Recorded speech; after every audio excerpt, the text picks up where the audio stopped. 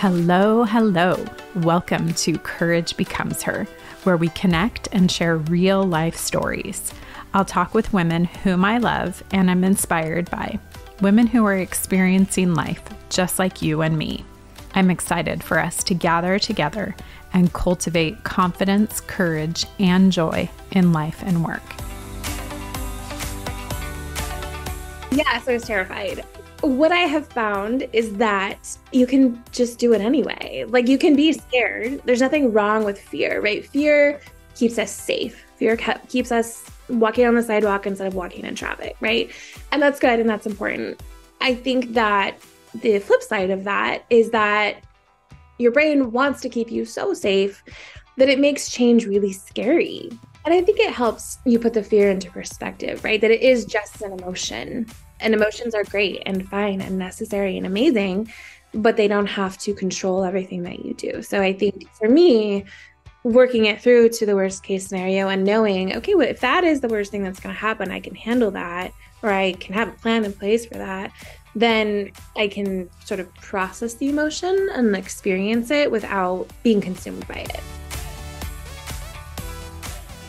That was Rachel Polito. I am so excited for you to join me for this conversation with Rachel today. It truly is a treat. So Rachel and I have known one another for about a year and a half, and we got to know one another because I placed an advertisement when I was relaunching my coaching business on Instagram. I made an Instagram post advertising for a virtual assistant, and Rachel was one of the people who responded to that, and ultimately who I ended up hiring to become my virtual assistant and to really help me kind of with the backbone of the coaching business and things that I could do and maybe even had time to do, but things that just weren't the best use of my time so that I could really focus on my coaching and my clients and those elements. And it has just been such a delight to work with her and to get to know her. She is a longtime Southern California gal. She loves coffee, and I am so inspired by her that she's a competitive power lifter. And she also serves on the board of a nonprofit that serves kids in her community through weightlifting and exercise and fitness and just different elements of that, which is just so beautiful. And then she's also the mom to spunky little shih tzu Wicket, who he is just adorable. So in this conversation today, we talk about Rachel's leap of faith of basically starting a side hustle and what she thought was going to be a side hustle, but quickly turned into a full-time business of being an operations management expert and a virtual assistant. I call her my virtual assistant extraordinaire. And really what that looked like to begin that business and what led her to even begin the side hustle and the decisions that she made, how she made those decisions, like what was the mindset that was governing her through those decisions, and then her willingness to experiment and discover things, which I just so admire about her, and her philosophy of figuring things out as she goes, which you'll hear in our conversation is something that, again, is challenging for me, and that I just love how she embodies that and stays adaptable. We also talk about how she identified her niche and how she draws healthy boundaries for herself to be able to stay in her niche and to really do what she does best. And I love she closes us out with just kind of this idea of how it is that she finds motivation in each and every one of her days. So I'm really grateful for you, our community, to join in for this conversation with Rachel today. Rachel, thank you so much for joining me today for this conversation and episode of Courage Becomes Her. Yes, thank you for having me. I'm really excited. Thank you. I'm excited to have you. All right, so we'll get to know you a little bit first. So where is home? Home is currently in North County, San Diego. I've been here for, like 18 years now. So I guess this is home. Yeah. That is home. Yeah, 18 years is a long time for sure. And before that? Before that, we moved around quite a bit, but mostly I was in Sacramento. So Born Okay. in California. I've been in California a long, long time, but I was born in Oregon. And so Oh, I think a little piece of my heart is always there for sure. okay. Yeah, I did not know that. So that's good to know. All right. What was the first concert that you ever went to? Oh my gosh. This is kind of silly, but I haven't actually been to many concerts in my life. And so the one show I've gone to was a Ja Rule concert Oh, at House of Blues in San Diego. And it was kind of like a smaller show, but it was super fun. And I think it was just all, people who listened to Ja Rule when we were like teenagers. And so it was a very interesting crowd. wow. Yeah. Yeah. Oh my gosh, that does sound fun. All right. Speaking of fun, what has made you laugh or filled your cup in the last day or so? Oh, great question. Well, as you know, today is my birthday. And so I've been really blessed to get a lot of very kind and sweet and thoughtful messages and words from friends and, people that I don't hear from all the time, as well as people that I see all the time. And those things are super meaningful to me. And, Yeah. quality time, words of affirmation are really, really important to me. And so Mhm. it has been such a blessing for me. That's so good. And thank you for giving us time on your birthday to have this Of conversation. course, of course. So, you just answered one of the other questions of your love language of quality time, words of affirmation. So, maybe talk a little bit more about those. Yeah. So I think quality time is definitely at the top of my list. I just enjoy being around my people, whether that's like running errands or doing something planned or anything like that. That's absolutely my favorite thing. And I think, time is such a precious resource. We can always get more money, we can always get other things. But time is so finite. And so when someone wants Mm. to spend time with me, I'm like, wow, really?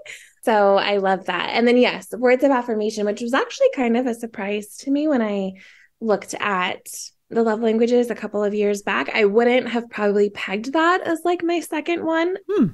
But as it turns out, yeah, those things are very meaningful to me. And I am the type of person that saves cards and saves little things like that. So, Okay. Yeah. yeah. Oh, it's so beautiful. I love that. So good and wonderful that for your birthday that you have gotten each of those. So, so good. How about a book that has transformed your life? Oh my gosh. I saw this question and I immediately drew a blank, which is hilarious because you can't see over here, but I have a whole wall that's like a bookcase, and tons of books. But this is kind of a silly answer. When I was a kid, I grew up reading like the Laura Ingalls books and Nancy Drew Yeah. books and the Anne of Green Gables series.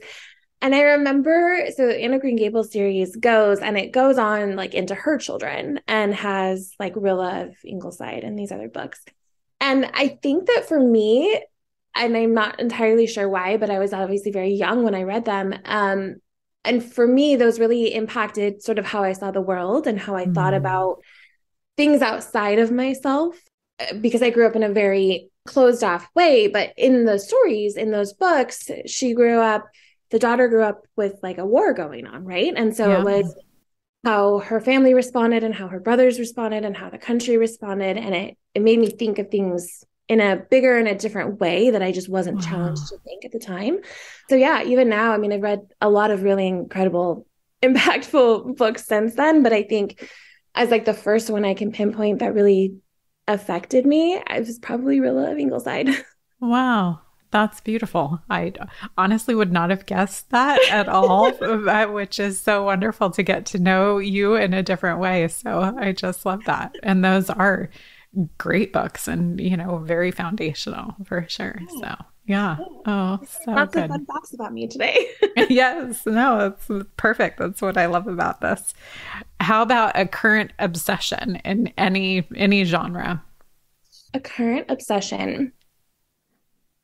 I am the type of person who binge watches shows. And so tomorrow you will find me binge watching the second half of this season of You that's going to come out on Netflix. Okay. I love those types of shows that are like a little suspenseful, a little bit thriller, a little, so yeah, I'm very excited for that. They dropped it in two halves this time instead of all in one, which is good for them and bad for me as a person who Yes. watches the entire thing all in a row. They're going to keep you in suspense for a little bit longer. Yes. Yes. Yeah, it is interesting, like how they're getting our number of like, okay, we want to be able to binge, but yet they also like want to make sure that they're getting people always on their platforms, Yes. right? So yeah, Which is funny because they created this problem. right. They did. They so provided did. this problem. And now they're like, hey, back. So true. So true. Okay. You essentially answered your, what's the best show that you're watching right now. So I thought you were going to say for your current obsession about your, I'm totally going to forget the name of it, but the community, the foundation that you're the president for. Yeah, Heavy Breathing Foundation. Yes. Yeah. I mean, that's just always just a constant obsession, right? Like there's always more to do and more going on. And yeah, but it is very exciting. We're still fairly new. We're like in our second year, right? And so it's been really exciting the growth that we've had over the last couple of years, getting started, figuring it out. It was founded by a close friend of mine, Mike Delgado, who's our executive director, and he's also my powerlifting coach. And so, being able to start it with people that, we see the world in such a similar way has been really a joy. And then we are progressing really well. And we are actually working with a middle school currently, which, as you and I both know, that trying to get into anything within the education system is a challenge. Yeah. So we're still going over some of the hurdles of like the official process, right? But Mike has been able to go into the middle school and start building rapport with some of the kids. We've been able to donate equipment to them. That's great. To kind of offer this additional outlet for them. Yeah. And another, positive example, I think what is also very cool about that is Mike is a very not traditional looking. And so having someone go into the school that the kids can kind of like identify with and think like looks really cool and provide that mentorship for them is really incredible. So we are in a big fundraising mode and a big, trying to get out there and expand and solidify some of our curriculum and offerings. And it's a really exciting time. Oh, that's so good. Good. Well, I'll be sure to put that in the show notes so that if anybody wants to participate in that they're welcome to do so. Thank you so much. Okay, so we talked about love language. So last question, what is your Enneagram? I actually have no idea. Okay. All right. I've never taken it. And I always think like, oh, I need to do that. And I never have. So I have no idea. Yeah. Wow. Okay. Now, yeah, you've got the wheels turning for me of what you are. And you tell me. You probably know better than I do. Yeah. Well, I mean, you definitely have inclinations toward a 9, a 2, even a little bit of a 4. So yeah, that'll be fun. We'll figure that out. That'll be one of our missions together. Yeah. So homework. I love that. So good. Okay. Well, thank you for letting us get to know you. I appreciate that so much. Okay. So I asked you to join me for this conversation because we're in the series of Taking a Leap of Faith, and it has been so fun to be a part of your journey a little tiny bit over the last year and a half, as you really have taken a huge leap of faith of starting your own virtual assistant business. That's what I'm calling it. We'll talk about if that's what you're calling it in just a second. But having, had a successful corporate office career and then, starting a side hustle and then moving into doing that full time. So I'd like to just kind of talk a little bit about that journey. So back up to, I guess maybe what was it, August, September of 2021 of when you even first started to think like, oh, maybe I'll do a side hustle. Like what was going on in your head and your heart at that point in time? Gosh, what a walk down memory lane. I love this. So at the time, I was sort of in a position where I was thinking about the future and thinking about where my life was going to be a couple of years down the line. And there were some circumstances at the time, which are no longer a factor, but where I thought, I might want to be moving out of state or be a little bit more flexible in my Yeah. options. And so kind of took a look at where I was currently. And I just kind of thought, I've been very fortunate to be in the position I'm in, and I've been very fortunate to work with a company for a very long time. But I also know, having done so, that you start to cap yourself out a little bit, and it starts to become a little bit difficult for other companies to want to hire you, right? Because they're going to be so set in your ways and all of these different concerns. And I also thought that, having watched obviously COVID and everything that happened at the time, that I wanted to have the opportunity to do something for myself that I had control over, that I wouldn't be at the whims of a business owner of any sort, right? Good or bad, it just, business is business at the end of the day. And so I thought, let me just start and see what happens. And also at the time, and this is where, is a little petty, but it's honest. And I had seen someone advertising, I think on TikTok, about this course that she was selling on how to be a virtual assistant. And I didn't love the way that she was selling it, because it sounded very like MLM type. And I knew that was the case, right? Virtual assistants have been around since the internet has existed. Yeah. And so anyway, when I was listening to it, and I was just like, I can do that. I know I have all those skills. I can do that. And so then I just did. And I just started and thought, I'll figure out the rest later, which is kind of, how I've gone through my life. and so I did. And I started with Instagram first, and I built a little basic website. And you were my very first client, because you posted looking for a virtual assistant, and I sent you a message, and we chatted, and I was like, I know I can do it. It's just a matter of, what that looks like. And got the ball rolling. I love that. So, so good. So then, I mean, you made the decision more quickly than I think even you thought you would, to cut ties with your day job and to go full time on your own. So kind of, how did you know that it was the right time to do that, and the steps you kind of took to do that? Yeah, that's true. I definitely had a more long-term plan of making that transition. Once again, in my life, tend to do this where I'm like, okay, I have a long-term plan. And then once I'm in the midst of it, I'm like, you know what? I don't need to do all those steps. And then let me just do it. And so that's kind of what happened. I was working, obviously, a side hustle, working my full-time job. And I think that, as happens when you get to a certain point in your career or with a company, I was butting heads a little bit with the owner of the business, and just sort of had this moment of, you know what, I can go do this. I can go do this. That will be okay. And a worst case scenario, it's not okay, and I can find another job. I do have the skills and qualifications to do that. And so again, I worked at that company and for that owner for many, many years, and got to see the business grow, and he got to see me grow as an individual, and obviously in my position there. And so I was able to have that conversation with him, and he was very supportive of, going off and doing my own thing. And so I just kind of pulled the trigger and just did it. Yes.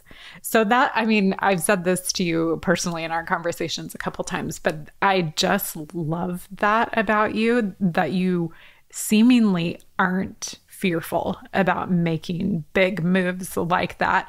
But I know that, and if people could see your face right now, like, I know that's not true, but you just walk so boldly in making those decisions. So like, what was going on in your heart, at that point in time of like, were you scared? Yes, I was terrified. For sure. What I have found is that you can just do it anyway. Like, you can be scared. There's nothing wrong with fear, right? Fear keeps us safe. Fear keeps us walking on the sidewalk instead of walking in traffic, right? And that's good, and that's important.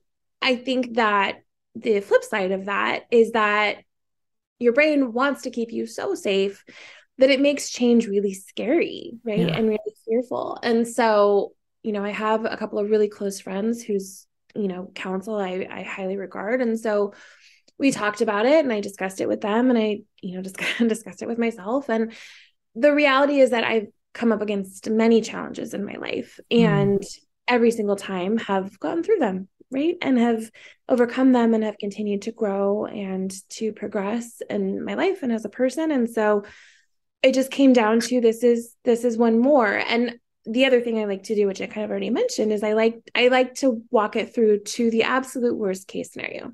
What is the absolute worst thing that's going to happen if I make this decision? And in this case, it was that, right? The absolute worst case scenario is I'm going to go have to find another job. Yeah. And that's hard for sure, but it's doable. I found jobs before. I know how that works. I worked for a recruiting firm for a lot of years. It'll be okay. And so, I was terrified. I think I was shaking when I had that conversation with the owner and there's been a lot of fear even since then as well. And the reality is it's okay. I can be scared and I can do it anyway. And that's how we keep going. I think that's so good. And that's come up in several of these conversations about taking a leap of faith. Like I can think about the conversation with Gwen and with Sarah and with Mary, and now with you of just this, that fear is present, that I am scared, but I'm going to think about, as you just said, the worst case scenario and allow that to play out, which I think is so interesting because a lot of people, even just thinking about the worst case scenario is terrifying for them. But you and the ladies I just mentioned, that's an active part of your processing and helps you to actually be less scared and to get more comfortable with that. And I think that's just such a healthy and helpful way of processing, of being able to, identify okay, what am I scared of? What is the worst thing that could happen? And I think, I don't remember who said it, maybe C.S. Lewis, that what we imagine is always way worse than what reality, ends up being basically. And so that, I think that, again, that exercise, you doing that is just so healthy. Such a good thing. And I think it helps you put the fear into perspective, right? That it is just an emotion. And emotions are great and fine and necessary and amazing, but they don't have to control everything that you do. So I think for me, working it through to the worst case scenario and knowing, okay, well, if that is the worst thing that's going to happen, I can handle that, or I can have a plan in place for that, then I can sort of process the emotion and experience it without being consumed by it. Yeah. Wow. Such a good thing for us to learn from you about.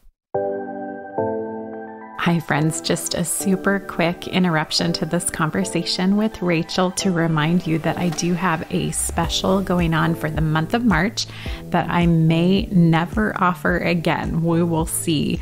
But if you agree and commit to 6 months of coaching with me, I will give you a 7th month for free. But you have to sign up before the end of this month. So email me, laurel@laurelemry.com, or reach out through any number of website, Instagram, Facebook, etc. And I would love to connect with you and get a complimentary consultation on the calendar for us to see if now is the right time for you to do coaching and to take advantage of the 7th month free offer. Thanks so much. And let's hop back into the conversation with Rachel.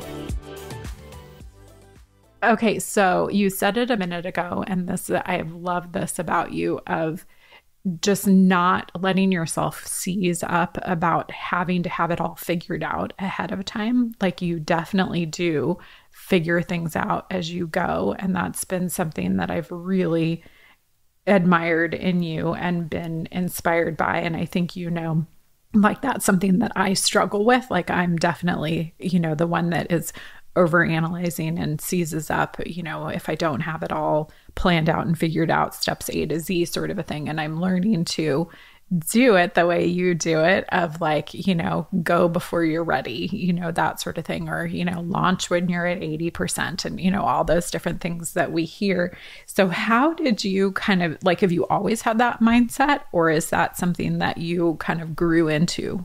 I would say that's definitely something I've grown into. Although, I mean, I will say since like a teenager, I've always taken the leap potentially before I was ready. But I think as I've grown and matured, that's definitely something I've grown into more. And I think someone told me as you know, and I am sober and I've been sober for 7 years. And part of that journey is helping others, right? And I remember a point where I felt like I couldn't. I felt like I don't know what I have to offer someone else. And the perspective that was offered to me was that if you have one more day of sobriety than someone else, you can help them, right? Because you've experienced that day and they haven't. And so really for me, that applies kind of to everything. If I have one thing to offer to someone, that's enough. Yeah. And it will get better, of course, right? As I do more, or as I grow, or as I learn more, or as I adjust and technology changes and the world changes and whatever, we can always improve. We never stop improving. But being able to help one person is enough. And if you can help one person, you can help more than one person. And so that's kind of been my philosophy in my business as well, is I know I can help one person, right? I knew I could help you. Yeah. And so if I can help you, great, then that is a starting point, and then I can go from there. And even, you know, in our working relationship, there's things that I did when we first started working together that I'm like, yeah, that was, I can do it better now. And so now we're going to do it this way. And that's okay, right? Because the reality is that everyone else is also growing at the same time. And no one is going to have an issue with you saying, hey, I thought that was the best way, and now I know more, and now I think this is the best way. Most likely everyone around you is going to be like, okay, cool, that makes sense. Let's continue. So just remembering that, you know, my behind the scenes and everyone else's behind the scenes are probably pretty similar, and we're all just doing our best. That's right. We are. Gosh. No, and from a client perspective of being your client, like I have appreciated that so much of you, you know, bringing new knowledge to me that either was new knowledge also for you, or that was, you know, something you already knew and I didn't, and being able to say like, let's try this, or I want to do this instead, or, you know, I've researched X, Y, or Z and have found out this. Like that's, I think especially in the VA world, like that's such a critical piece of being able to, as the client, just let that go to you and to be able to, you know, entrust that to you. So I've appreciated that tremendously. One of the things that you have done really well, and I think ties into this figure it out as you go, you know, approach and mentality, is you definitely have kind of pivoted along the way of you've tested something out and maybe that hasn't worked. And so then you've gone in another direction. So like, I mean, I can think of, at first you were working from home and now you're actually in an office, like you got yourself an office space. And there are multiple other things kind of along the way. Like you, at one point in time, you were taking Tuesdays off in order to allow that to be like your day to do all the personal things in life that can only be done on weekdays that we, you know, all know exist. So when it's come to like those sorts of things of testing something out, realizing, you know, maybe that isn't working, like what's your process or been your process for that? What is my process for that? I think that it's a matter of, you know, kind of what we've been talking about, right? Of let's just try it and see what happens. And being really willing and ready to say, this doesn't work for me, I'm going to stop doing it. I think that that's something I see a lot in myself in the past and in other like entrepreneurs, business owners, and in life, right? We put so much time into something that we are determined to make that work and to make that the thing, even to our own detriment. So just for me, being really willing to say, okay, for right now that worked and now it's not anymore. And now I'm going to change and I am going to shift. I think that if I wasn't able to do that, I would not be able to run a business, right? It's just, especially nowadays, I think, and especially with the economy and with businesses changing and everything, you have to be able to make those decisions and just be willing to say, I was wrong. It's okay. It's okay to be wrong. Yeah. No, that's so good. I think as a coach, and this, I know you and I have had conversations like this a little bit too. for me to be able to say to a client, like, you've graduated from coaching, or like, we've reached my potential in being able to help you. Like, you now need X person or X type of person to help you. Or even in that initial consultation, being able to say, you know, I could help you with that, but I'm really not the best person. Here's another coach that you should connect with and, you know, would probably serve you better for whatever reason. Like, I know that that has been part of your process as well, of like, figuring out where you excel, like, you know, niching yourself, if you will. So has that part of kind of getting your business up and going and into, you know, a successful state, like, has that been difficult for you, easy for you? Like, what's that been like? Yeah, I mean, I think it's a little bit difficult, right? I think that it comes back to some of that fear, right? If someone asks you to do something or says, hey, do you do this? I think especially in the beginning, you really want to be able to be like, yes, I can do that. Yes. Yes, whatever you need, I can handle it. Yes, I can do that. Yes, I can meet your budget. Yes, I can handle that responsibility. Yes, whatever. And for me, part of that has come back to, I always try to think about, I didn't start my business to do things that I don't like doing. Yes. Yeah. I could do that anywhere. Yeah. Why would I do that for myself? So it's a combination of that. And then, you know, evaluating if it is something that I don't know how to do or don't currently do I want to learn it? And sometimes I do. I've developed this weird side business niche of making websites. It's super fun. It has nothing to do with anything that I ever thought I was going to be doing, whatever. Yeah.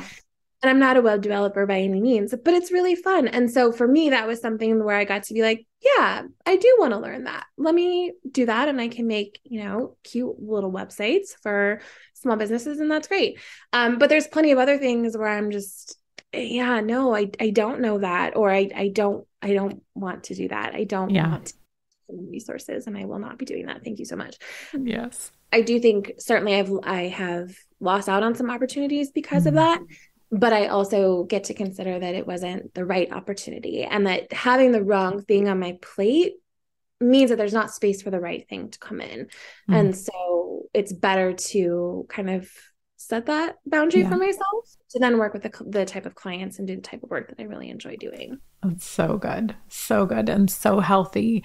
And it benefits not only you, but it benefits that other person as well, of being able to, you know, say like, you know, yeah, I could do that, but I'm not going to show up with the energy that you deserve. I'm maybe not going to show up with the expertise that you deserve. So there's an honoring on both sides, you respecting you of what you like and prefer and are really good at, and also respecting their needs, honoring their needs. So I just love that. And I think that is, you're 100% right. Like, when we're first starting out, there is that fear, and like, we just, you know, feel like we have to take everything that comes to us, when we've all done it at one point in time, and we all know the stress and the anxiety and the frustration and the disappointment that come as a result of making that decision. So good to just have that boundary in the beginning and stick to it.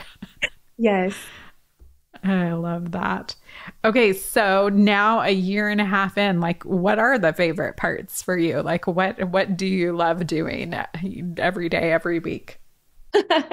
So my business is twofold. To your point earlier, where you said, I'm going to call it a virtual assistant business, and then we'll talk about it. And so it is kind of split, right? Because I love working with people like you, like small owners, coaches, where you just want some help running the back end of your business. You don't want to deal with some stuff. And I handle that. And it's super fun for me. And I think I love that because I think that there's so much value. We get to have so much rapport with each other. And then the other side of my business is that I do work with still small to mid-sized businesses, and I handle some day-to-day business operations management. I create SOPs, processes, procedures, get into the nitty-gritty of their business. And so for that, I'll do some small projects or short-term projects, as well as longer-term being involved in their business day-to-day.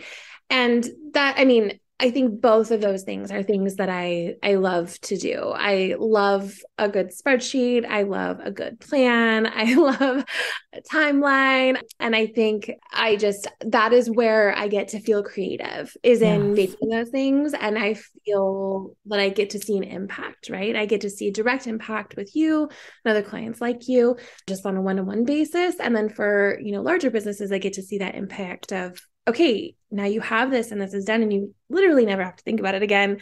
And you just follow it, and then we iterate in a year or whatever that is. And so for me, I think being able to see the impact of my actions and my work is really important. And I get to do that in both of these areas.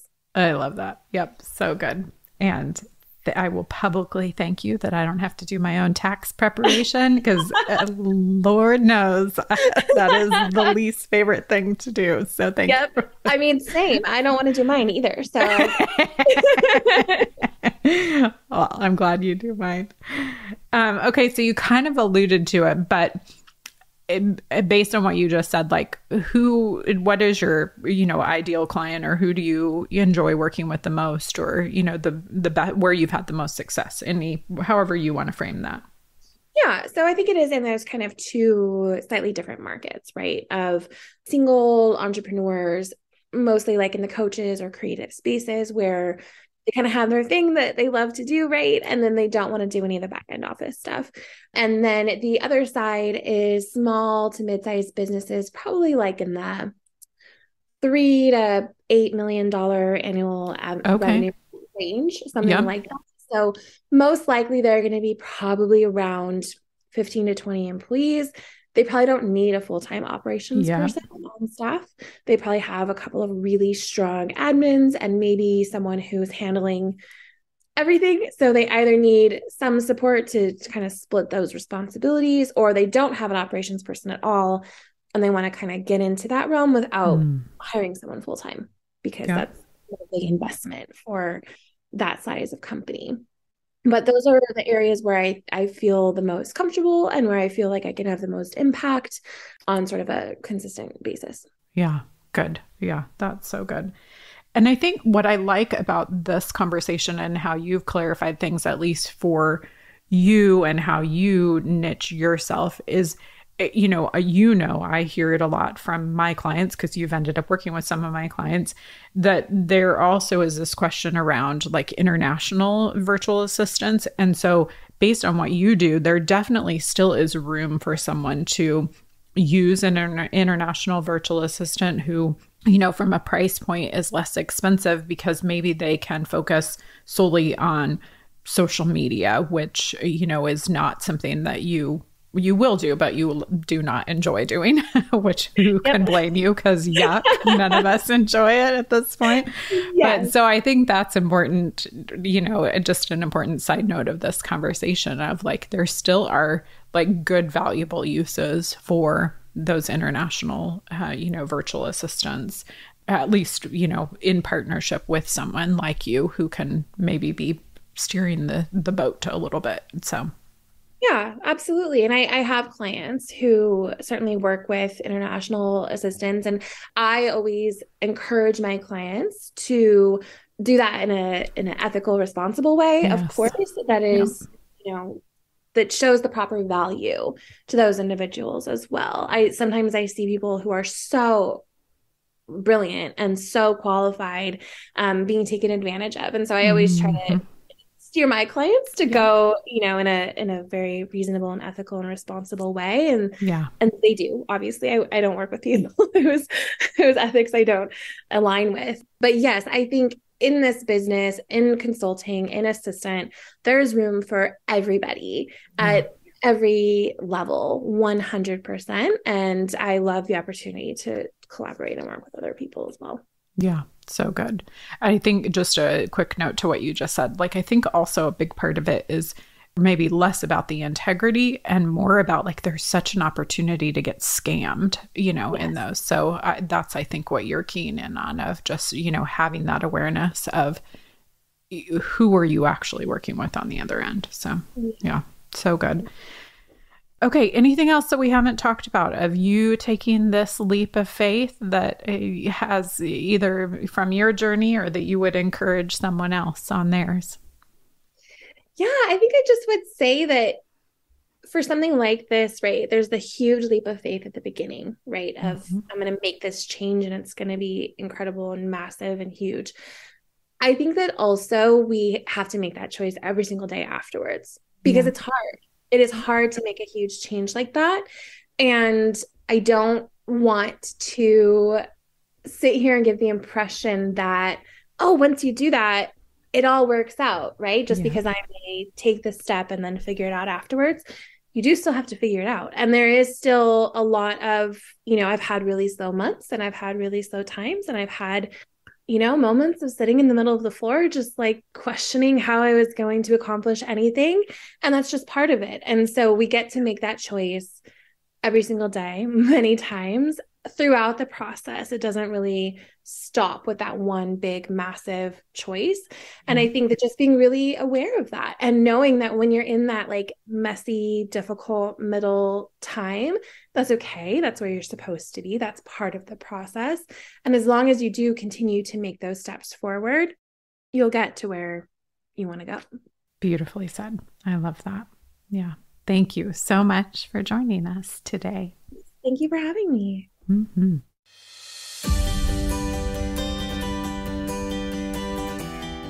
I don't know what else to say other than this girl gets it done. And that is her tagline. Rachel gets it done. And she is just phenomenal.